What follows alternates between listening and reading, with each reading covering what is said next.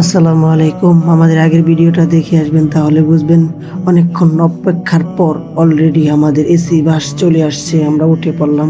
অনেকক্ষণ খোঁজাখুঁজির পর আমাদের সিটটা পেয়েছি।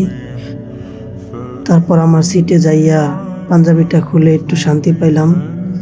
তারপর আরেকটা হোটেলের সামনে দাঁড়া করছে, ওখান থেকে একটু খাওয়া দাওয়ার পর তারপর আমরা হবিগঞ্জে চলে আসলাম। এখান থেকে আরো 3টা গাড়ি পাল্টাইতে হবে, বাসে উঠতে হবে, অটো উঠতে হবে। এই ভিডিওটা দিতে পারি নাই।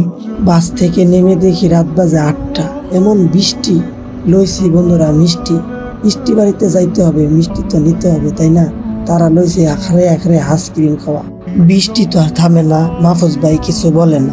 বাংলাদেশের সবচেয়ে বড় গ্রাম বানিয়াচং বন্ধুরা।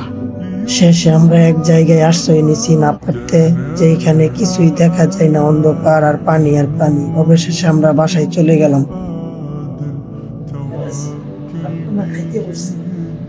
মাহফুজ ভাই ভাত আনছেন না, আর সব কিছু হচ্ছে যে মাংস, গরুর মাংস, যে তারপর হাওরের মাছ, তারপরে ওই যে আবার কি আর অনেক কিছু। আবুটা খাকিবা দেখেন, বলে এখানে ঘিবড়া সবসময় আছে। সারাদিন ধরে খাইছি, খিদা জীবন আসে। جنبي صوت وخيل